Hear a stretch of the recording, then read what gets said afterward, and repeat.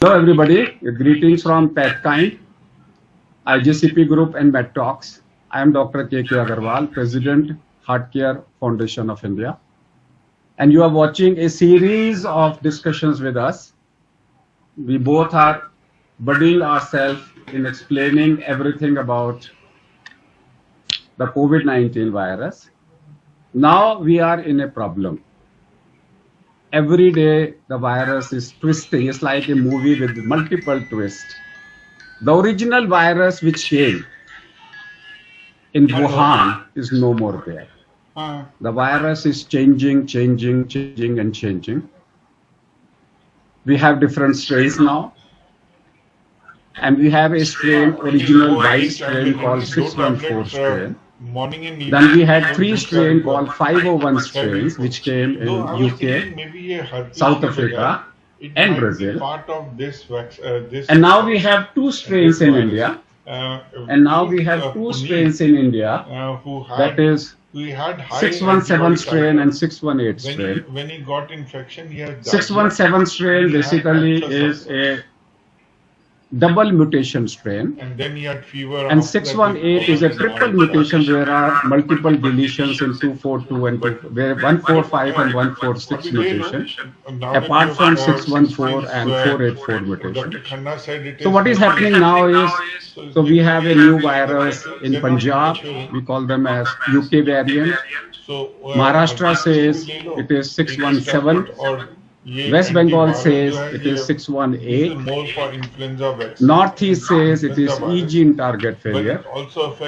Delhi says it's a mix, we don't know. But what is the result is, instead of a mountain, we are seeing an Eiffel Tower of cases in India, or a Qutub Minar of cases of India. Rapid rise of number of cases in India reaching 300,000 per day. What do we expect?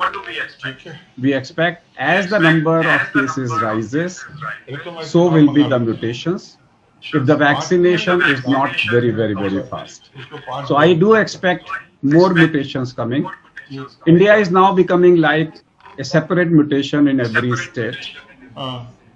These mutations are also, number one, they want to move towards naive population. So they are moving towards children, unvaccinated children. They don't want to be detected. So they already have E gene target failure and S gene target failure. They don't want to be killed. So therefore, they are now resistant to the vaccines. So we are getting Shashi Tharoor's sister got Indian strain in spite of 2 Pfizer vaccine. And in India, we are getting the newer, all patients who have received vaccines, a significant number of them. So the government figure is still 0.02 or 0.03%. I think most of the people are not reporting to the government that after vaccine they have developed the COVID-19, because there is no mechanism for the government to know. Government will only come to know when they go for the second vaccine that they have acquired an infection in the past. So there is a vaccine failure, there is a drug failure, there is an antibody failure, there is a plasma therapy failure, there is a panic everywhere. What causes this mutation? Is it misuse of Pirocaravir and Remdesivir? Is it the rapid rate of immunization? Is it the rapid mutations which are occurring in the body? I have with me Professor Ashok Ratan, formerly at All India Institute of Medical Sciences faculty. He is a WHO lab director of CAREC and PAHO. He is an advisor and mentor, Center for Excellence Microbiology and Leaf Knowledge Forum at PetKind Labs. He is going to talk about the genesis of the 2 different types of variants we are seeing in India, specifically the 617 vaccine, which is the double mutation, which is being talked about and which has reached the UK and now has been labeled as a VOC or a variant under investigation. And I would call it as a variant of concern. Why? Because it has 2 mutations which matches the mutations of South Africa and Brazil. The 618 which has been reported recently has two deletions, and that is in 145 and 146 deletion. Remember, we had 144 deletion in UK edition. It has a 145 and 146 deletions. Maybe that this may become more concerned than 617. But how does it matter to a common doctor? Mutations will keep on occurring. We need to find out a strategy, a common strategy to answer. I'm going to end by saying one thing is that when you see the spike protein, and when you go from 1 to 618, when you go towards 618, 3000, 2000 vaccines, a shift to left, that means from bifurcation to spike to RBD, RBD to RBM to RBD to NTD.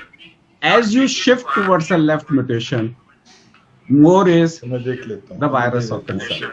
I present to you Professor Ashok Ratan to talk in detail. Thank you, sir. Okay ठीक हाँ मछली को दे दिया मैंने कल भी दे दिया था आज भी दे दिया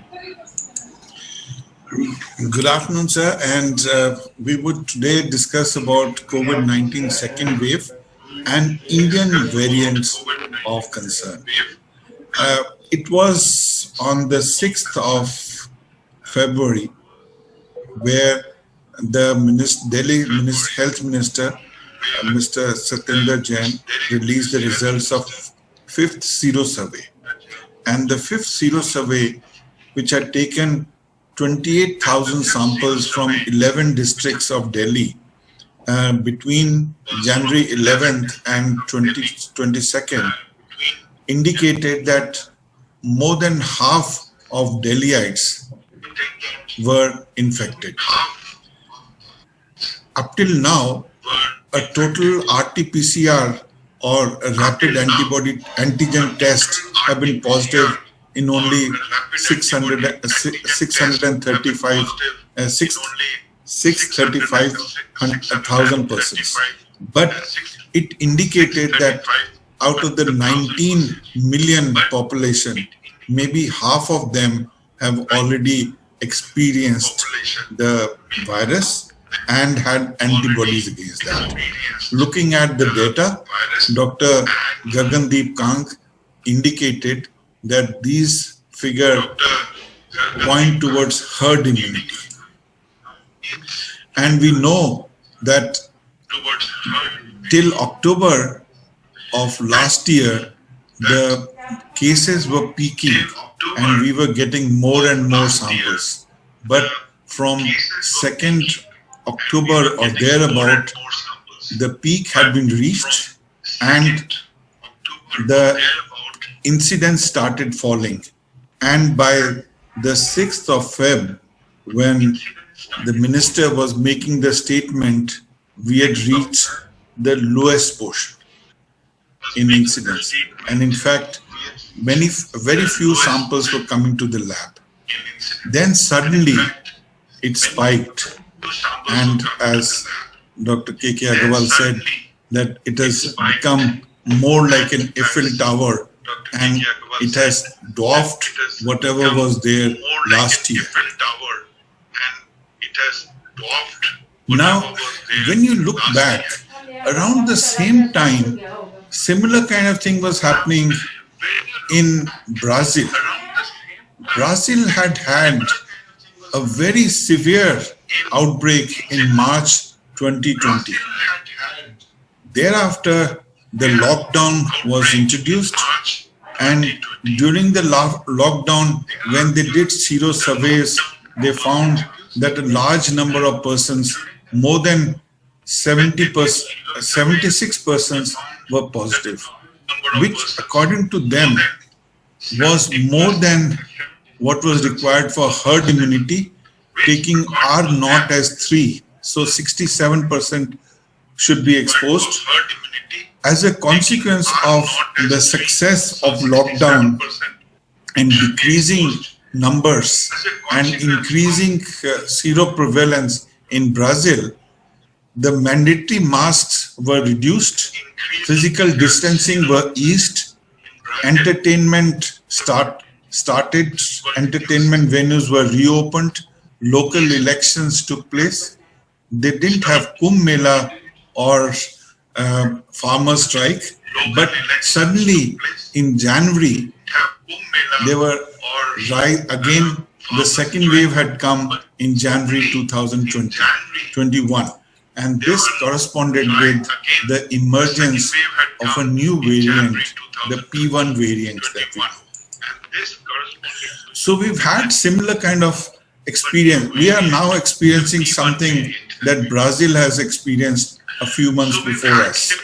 And we also noticed that the old strain normally caused fever, persistent cough, and loss of smell.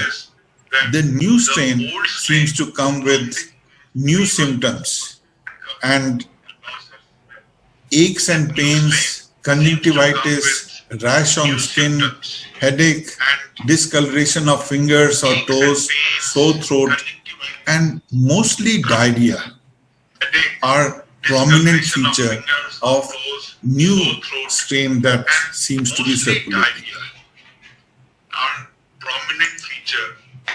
Now, if we try to recapitulate what really happens, that the virus is an RNA virus. It has 4 structural proteins, and one of the prominent structural protein is the spike protein. The spike protein is like a key which attaches itself to the receptor on human cells. These are known as ACE2 receptors, and when it attaches itself to the human cell, it fuses with it, and thereby the RNA enters the cytoplasm of the cell.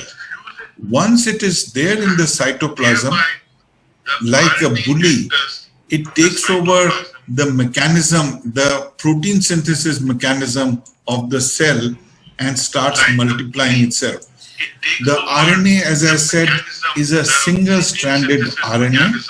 This has about 3,000 base pairs, and it has structure for the 4 structural proteins, but there is a big segment which is for open reading frame, which is for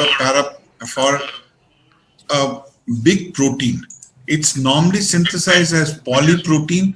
Then polyproteins are cut into smaller fragments by proteases, and once these proteases are ready, then they align themselves near the endoplasmic reticulum in the cytoplasm, and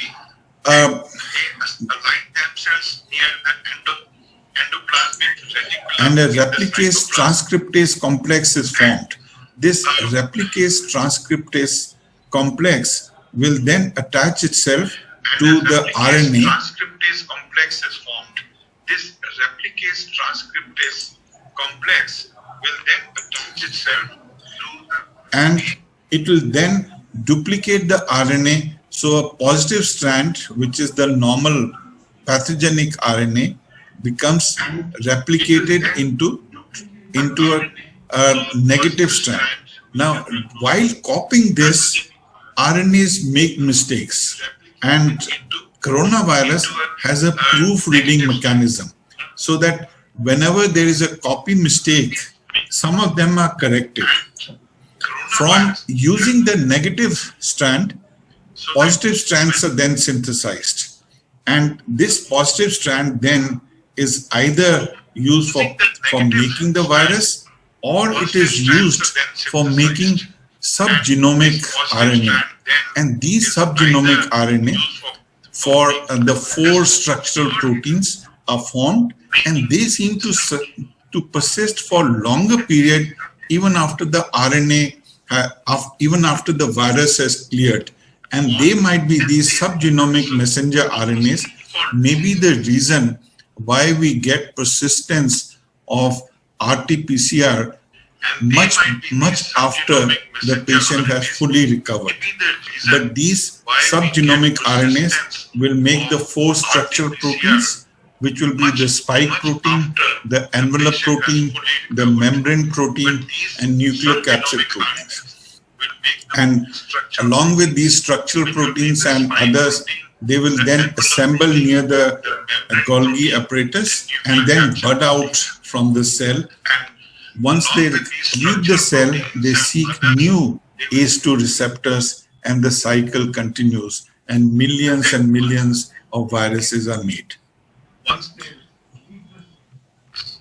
Any replication of RNA leads to mutation, and the mutation can occur in any portion of its 3000 base pair. But it is the mutations in the spike protein which binds to the ACE2 receptor which have consequences. Mutations in other sites are normally silent. So it was in September that a paper in Nature tried to evaluate what would happen to mutations. And last year, the thinking was that there were not too many mutations that occurred. That is the time when they realized that there was one mutation in the spike, in one mutation, which is D614 converted into G at the site of 614, aspartic acid converted into glycine, and that led to unfolding of the pentamere, and suddenly you find that from nearly 0% prevalence, it became the dominant virus that was available starting from Asia, then all over the world. Now 614G is the dominant virus in that site. If we take a step back, that because there is proofreading ability of coronavirus, the mutations which are acquired by the virus are about 1 per month. On the other hand, influenza, which has segmented RNAs, it acquires 2 mutations per month. And HIV acquires about 4 mutations at the same time. So there are mutations, and mutations are of some concerns, but other viruses mutate much faster. And as I said, mutations seem to occur all across the 3000 base pair that are there, but it is the mutation in the spike protein which cause concern. And one of the mutations, as I've just indicated, was in the spike protein, in which D at position 614 became G, and that led to a better fit. As a consequence, that became the dominant protein. And all that had changed was that GAU became GGU. So adenine became guanine, one change, and D614 is not at the receptor binding site. It is away from the receptor binding site, but because glycine folded in a different way, it opened up, it became an open configuration. The spike protein consists of 3 pentamers. These pentamers are in closed situation. When D614 occurred, it opened up this, and it's been noticed that mutation that loosen the spike protein will offer advantage to the virus, and virus will be able to open. Subsequently, it has been noticed that mutations, whenever there is one of the pentamer is opened, it is infectious, but 2 opening and 3 opening will make it even more infectious. Undergoing what we call this point mutation, so that's just substitution of one phenotype for another.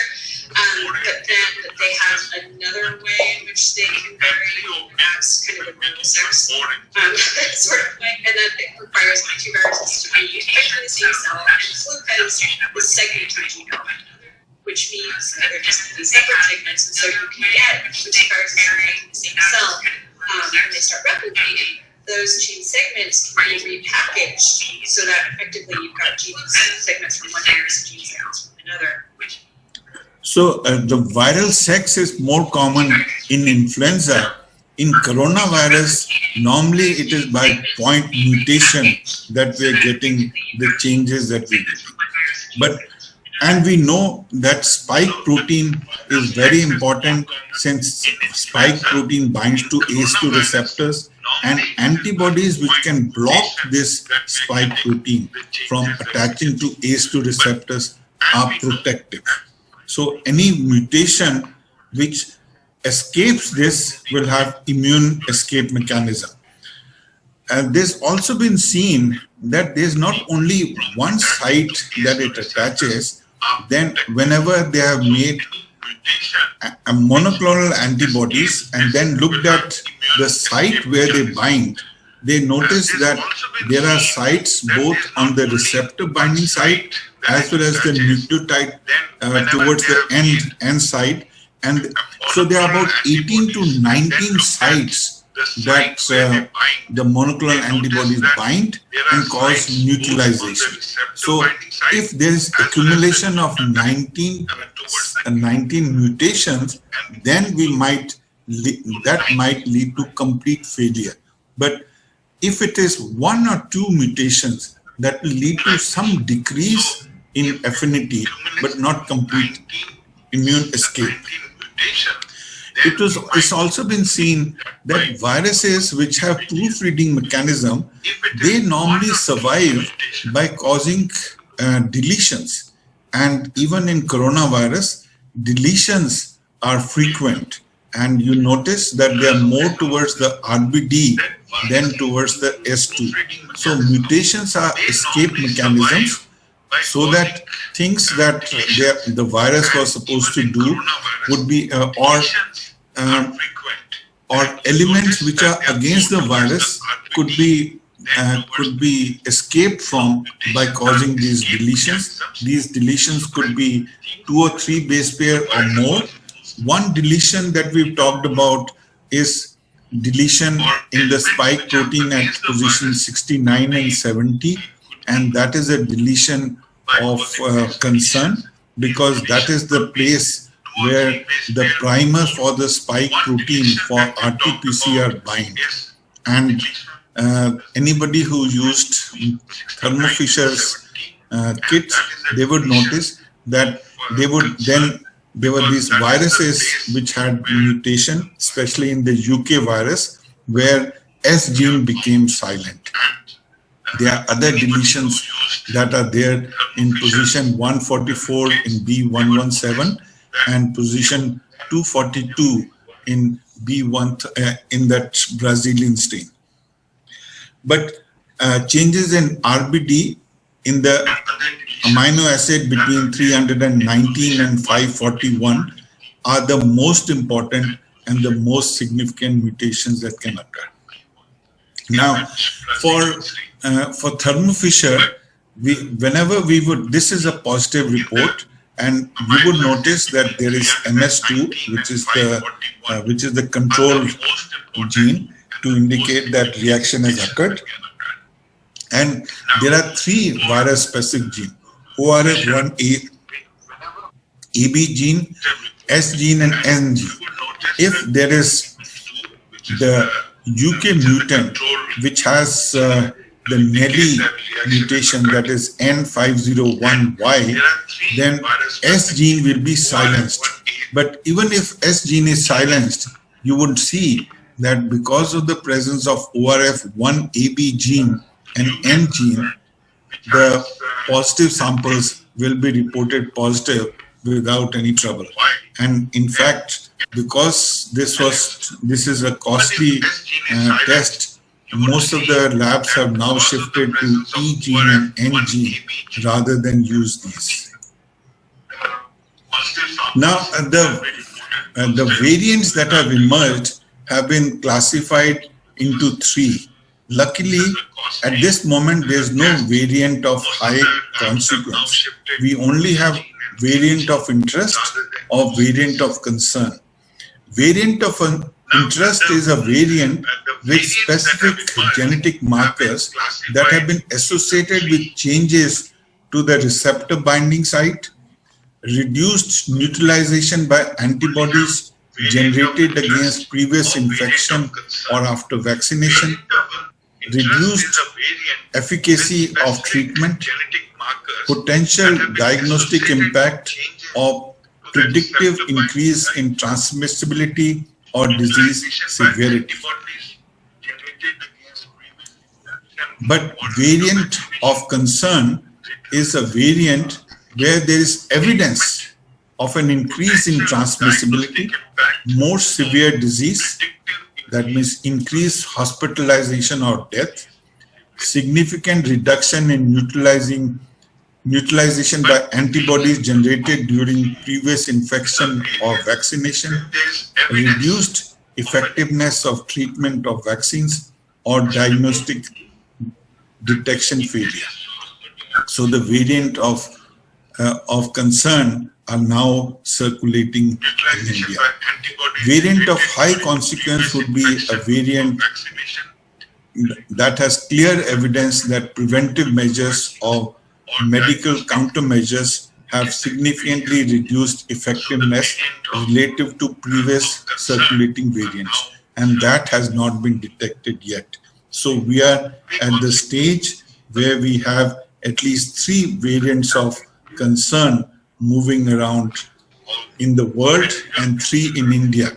The consequence of emergence of variant of concern would be that there will be increased replication of the virus in cells. That would mean that there's increased virus load, increased receptor binding. That would mean increased spread, increased virulence, which means increased hospitalization, reduced efficacy of treatment, which means increased mortality, increased reinfection due to immune escape, decreased neutralization by serum or plasma, that means reinfection would occur, and deletion of primer binding sites, which would mean that RT-PCR or any other test that we use for nucleic acid detection may be negative.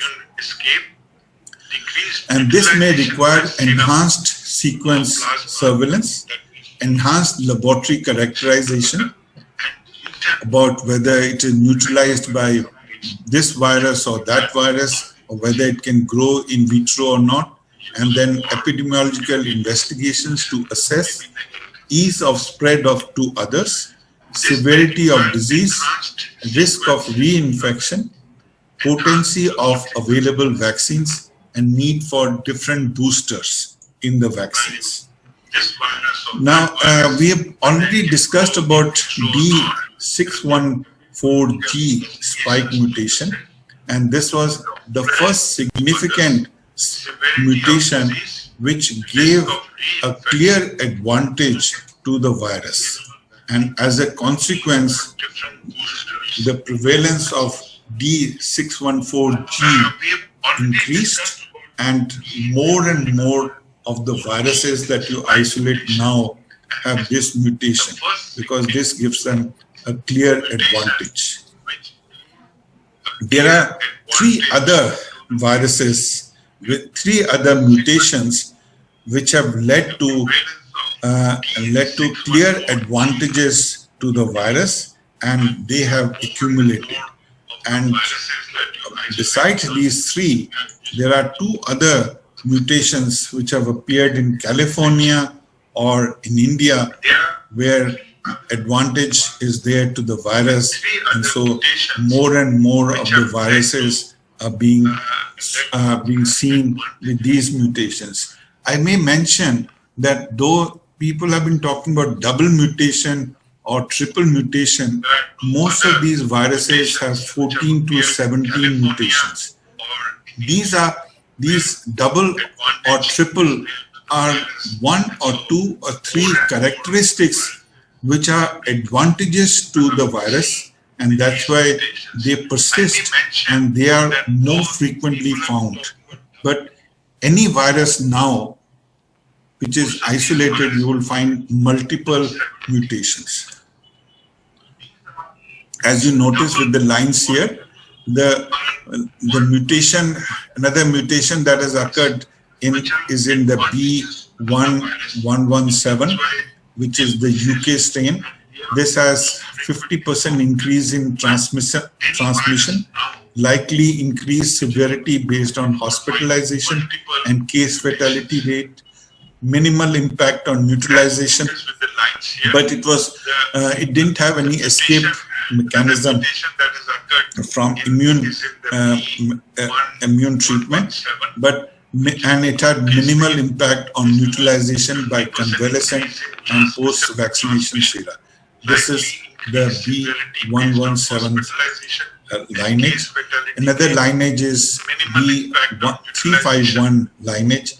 This mutation is at the tip of the spike protein.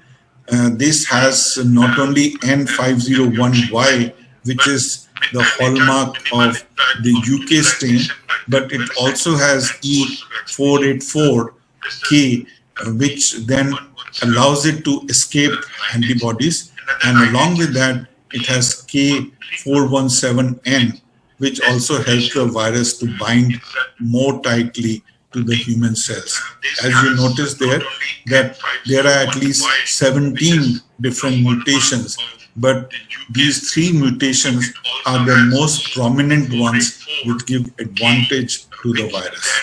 The other lineage is P1 virus. Again, you'll find that here they have N501Y, which is the same mutation in UK, E484K, which is the South African mutation, and K417P rather than N, which gives it the advantage to latch on to the cells tighter. And this is the P1 variant was the one which was responsible mainly for the resurgence of the second wave in Brazil. Now, N501Y mutation is the United Kingdom's mutation. It first emerged in September as an unusual large number of mutations, 17 as I said. Preliminary evidence indicated that it may be more infectious, and it may lead to more disease severity. And variant continues to increase in prevalence also in USA, and as Dr. K.K. Agarwal indicated, that it is also prevalent in Punjab because of the migrants which have come back from UK. In a variant isolated in the UK, a simple change in the genetic code switched one amino acid for another. That mutation is called N501Y, and it made the protein fold in a slightly different way.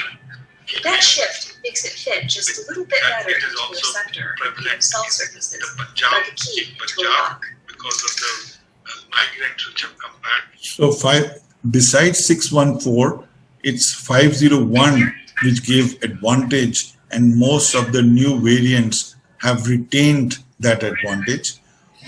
In South Africa, they had E484K spike mutation, which first emerged in October 2020. It spread quickly, and it causes a large number of deaths. It has been associated with slightly reduced efficacy, that it is not neutralized by convalescent serum, and antibodies produced as a consequence of vaccination by Moderna and Pfizer have slightly reduced efficacy against the E484K strain. this has also now been noticed in West Bengal, which will be our 618 strain. There's also other mutations that have appeared, and in India, though we have done less sequencing than others, but still I was told about 17,000 sequencing has been done, and it was Vinod Sarkaria, who's based at Institute of Genomic and Integrated Biology in Delhi, which is a CSIR institute. He has reported a number of strains. The first one was that there was reinfection in a healthcare worker, a symptomatic infection, and then they noticed that there was, as you notice here, there's a lot number of changes. The mutations, there are about 14 mutations, but the mutation which was of interest was N440K. This was initially seen in Kerala, then in Telangana and Andhra Pradesh, and it's molded there for quite some time. So this is the first mutation of interest, of consequence actually, which was noticed and not paid too much attention to. But luckily this did not spread as much as the new VOC that has spread, which has 2 mutations, and this again from an asymptomatic person.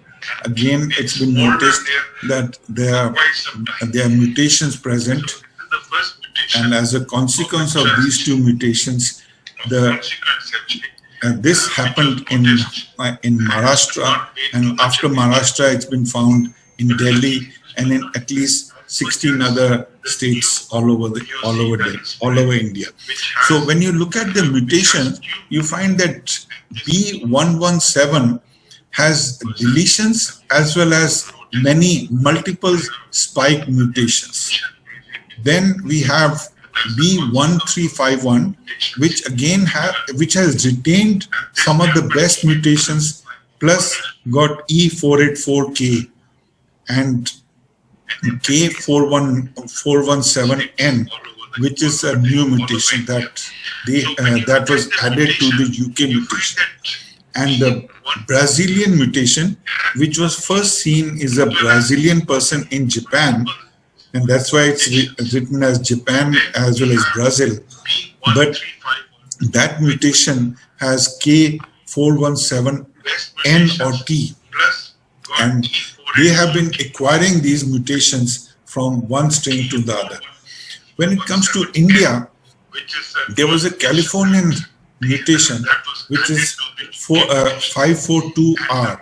542R was the L452R was seen in California, and then suddenly you find that in India, E484K, instead of E484K, we had E484Q, and along with that, it had a mutation from California, equivalent to the California mutation, where L452R also occurred. And this, some people call as double mutations, though overall in Maharashtra it had about 14 mutations. But these 2 mutations have increased the spread. There's immune escape, ability to infect children, increased hospitalization, and increased deaths. So it is the emergence of this E484Q and L452R, the double mutant, which is causing the upsurge of this. And this is the second wave is driven by these mutations. When you take a look back, you find that D614G became a common factor in all the strains. Along with that, the second one was the UK strain got N501Y, and that was retained in other strains too. Along with that, you had addition of E484 in South Africa, and then K417T in in Brazil. So this is how the mutations which give advantage to the virus are retained and then continued, and more mutations or deletions are added on as the virus survives and grows. The major part of UK variant is that there is mutation and a mutation in 501, and that increases entry of the cell and replicating and increases risk of death. In the South African mutation, there is immune escape, which is added onto N501Y mutation, which was there in the UK strain. In the Brazilian strain, there are 3 mutations: N501Y, which is the UK mutation, E484K, which is the South African mutation, and K417T. And the Indian strain has a mutation of E484Q, which enables the virus to enter the cell of human cell, and L452R, which mutation is believed to increase the strain's infectivity. And now, of course, we have the triple mutant where what has been added is E484K. E484K, as you see, is the South African variant, which then provides immune escape. The lab results from the viruses indicate that with the original Wuhan strain, as well as that means the D614 mutant, there was no loss of neutralization. But the moment you move on to B1351 or 117, you'll find 117 there is no loss of mutation and no loss of neutralization, but in 351 there's some decrease in neutralization by the Pfizer vaccine. Same is the result with Moderna vaccine, that as long as we are with D614G or N501Y, there is no decrease. But the moment we move on from B117 to 351, there is a decrease. 351, as you notice here, there is a decrease in neutralization. Luckily, Covaxin has come up with indication that since it is not only producing antibodies to spike protein, but to whole range of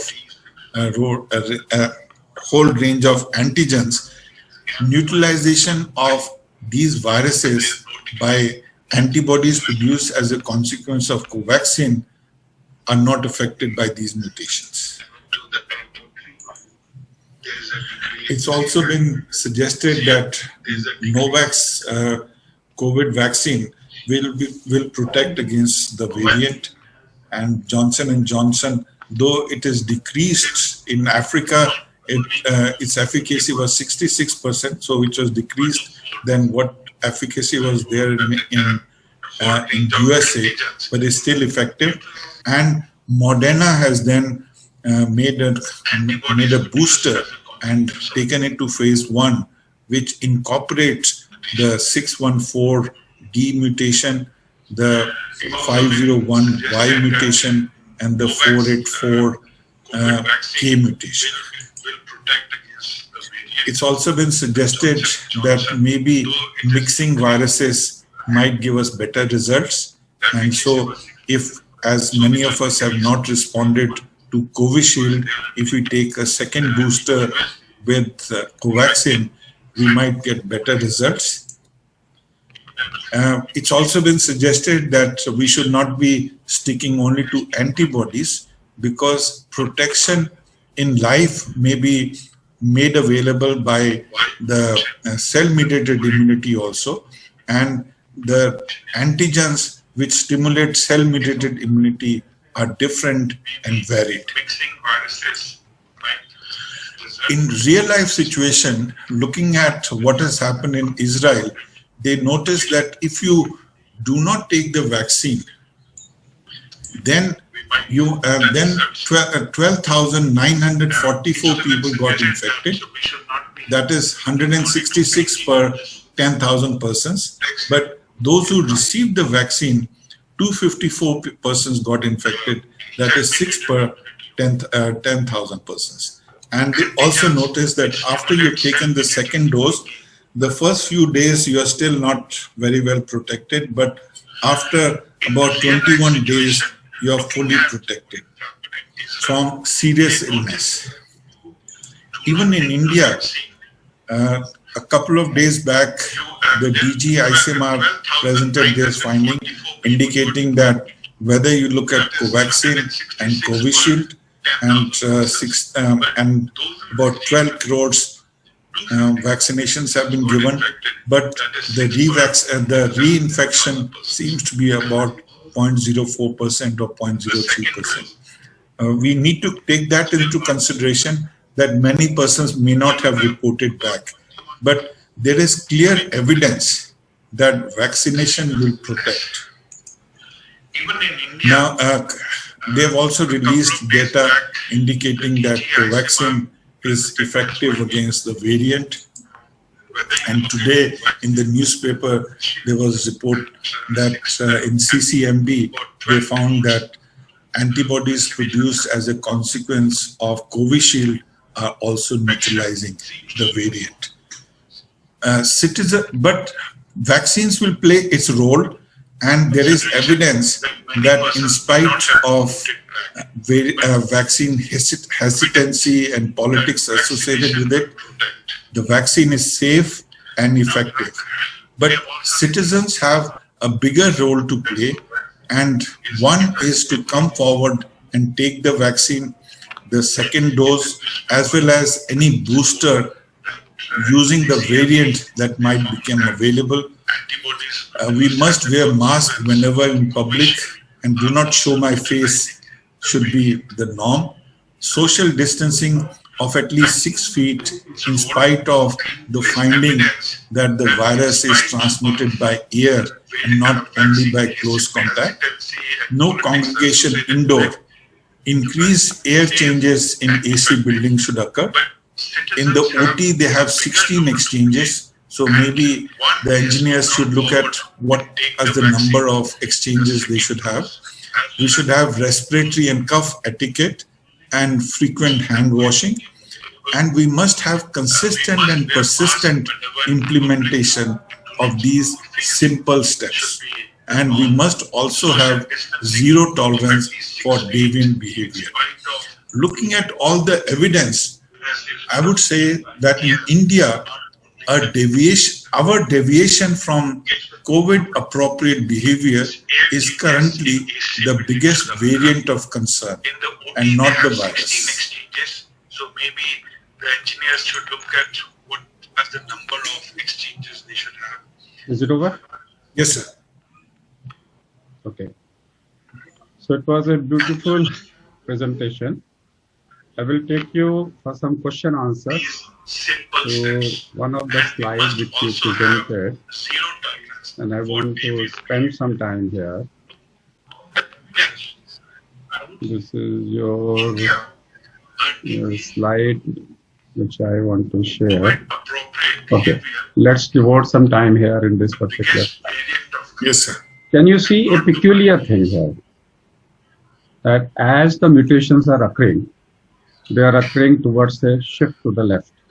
Yes, sir. So because that is the domain which binds to the receptor. See, no.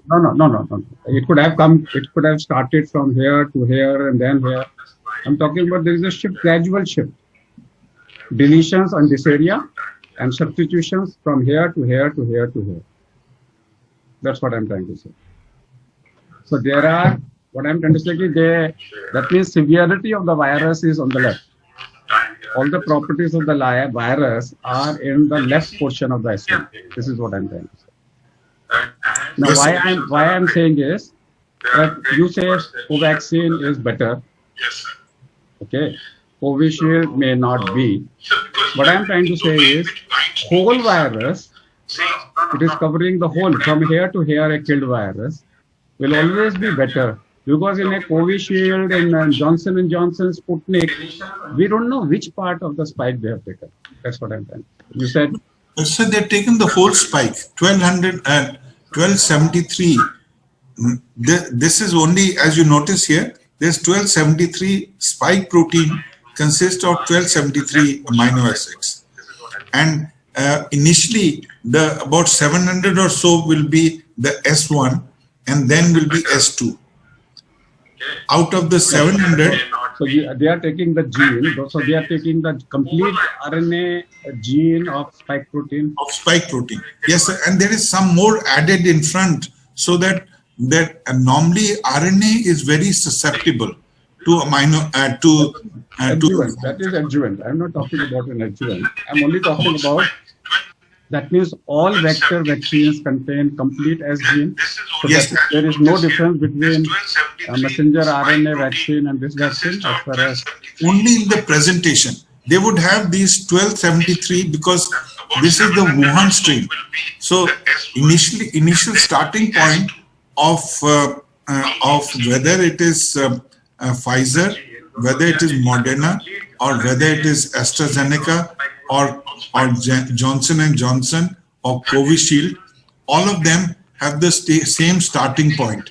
They would add a few sequences before or after for protection, so that this from 1 to 1273 would be there, plus added some more.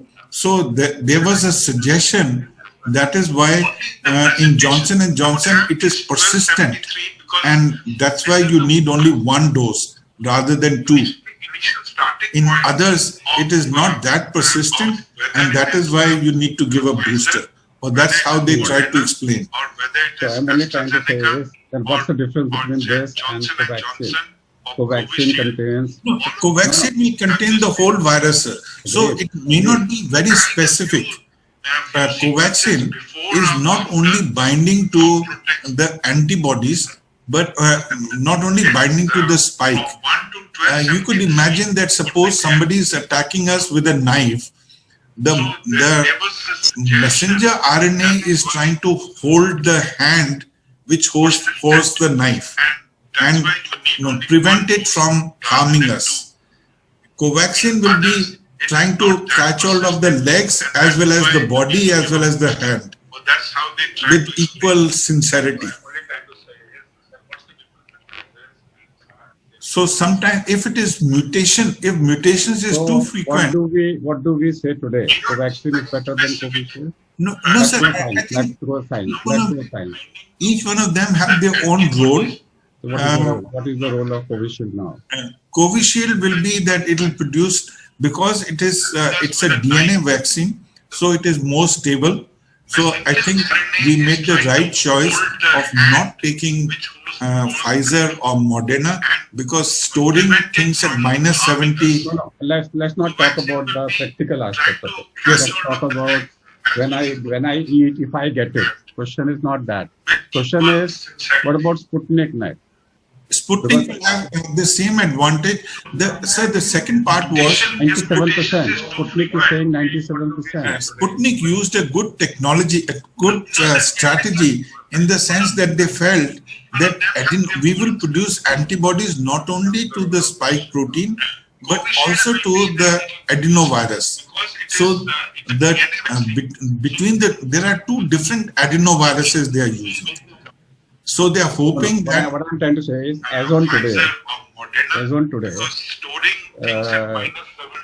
so Sputnik will overlay the AstraZeneca.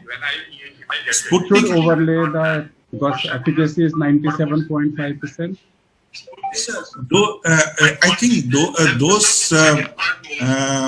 those are artificial to a certain extent, in the sense that when you want to make a comparison, either it should be head-to-head comparison, or the method should be comparative. In this, Moderna and Pfizer tested only those which were symptomatic patients. So they they did not sample everybody.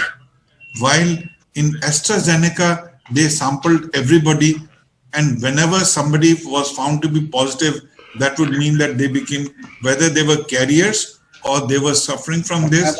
I'm only comparing apple to apple, AstraZeneca versus Sputnik.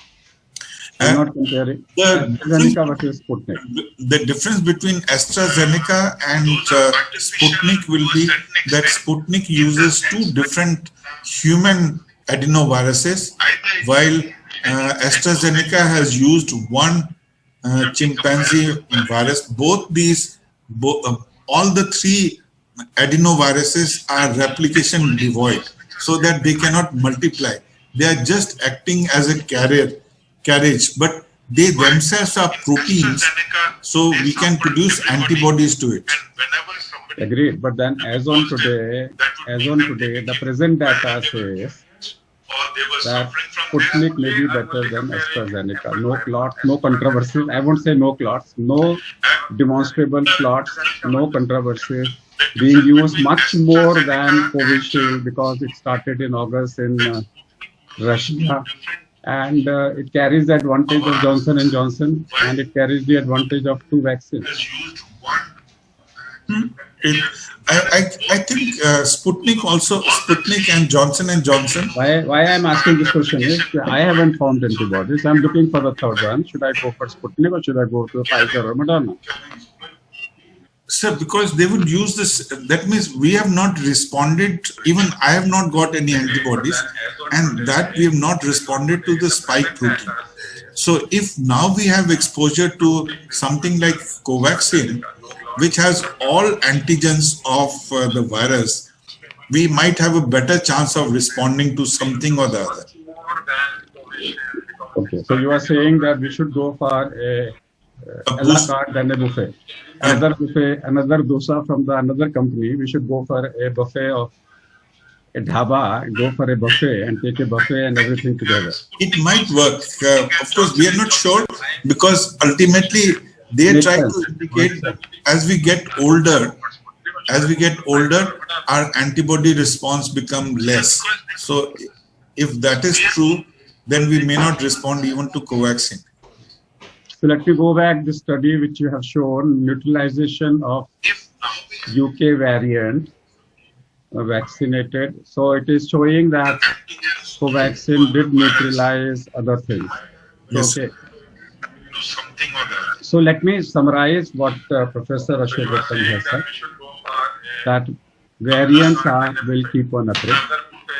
More variants are likely to come. Every state may develop a separate state variant, as we have in US, California variant, and we have a New York variant. So it is possible in India you will have multiple variants. Therefore, we need to have two examples. One example is very clear in Michigan, with the vaccination of around 40%. The new peak is narrower than the earlier peak, which is wider. We have always also seen in other countries, as the vaccination rate increases, the infection rate will reduce. Number two, we do expect, till the children's vaccination is not available, we may see a spurt in cases in children much more than it is evident today, because that's the virus behavior. It will go towards unexposed population. So it will mutate to shift to unmutated population, because we are not talking about universal immunization as on today. For example, will India have a third wave? The third wave will always be slower than the second wave because of increased vaccination, and because of increased density, we may achieve a herd immunity much faster. Herd immunity, does it make a difference? We have seen in Michigan, we have seen a vaccine herd immunity. And in Brazil, we have seen a natural herd immunity had not made a difference. And that's what we are seeing in Delhi. The so-called herd immunity, reason being 40% of us are still infectious. It's not like polio, that orophycal route you will get the immunity in the rest. So at this moment, we are seeing couple of unanswered questions, which will come as a part of separate discussion sometimes later.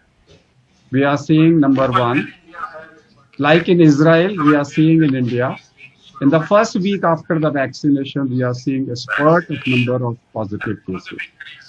What is the reason? Let the Buddhijeevis come forward and answer. At this moment, the observations are in the first week after the vaccination, first or second, we are seeing the positivity rate of COVID-19 is high. Is it disease enhancement? Is it reduced incubation period? Is it carrying the infection from the vaccination site? We don't know. But definitely, we are seeing every day, we are seeing these particular types of cases. The second thing which we are observing is that after the COVID, if you get a vaccine, or after the vaccine you are getting COVID, we are seeing precipitation of systemic inflammation, non-responding fever, pneumonia only mild. I'm talking about mild means less than 8/25. CRP much higher than in the first wave. Fever not responding to 2 or 3 antibiotics. And these are the people where we are seeing rising D-dimer and low platelet count. Is it activation of Th17 response? Is it TGF beta response? We don't know. What we know is these new viruses which are coming are notorious and they are behaving differently.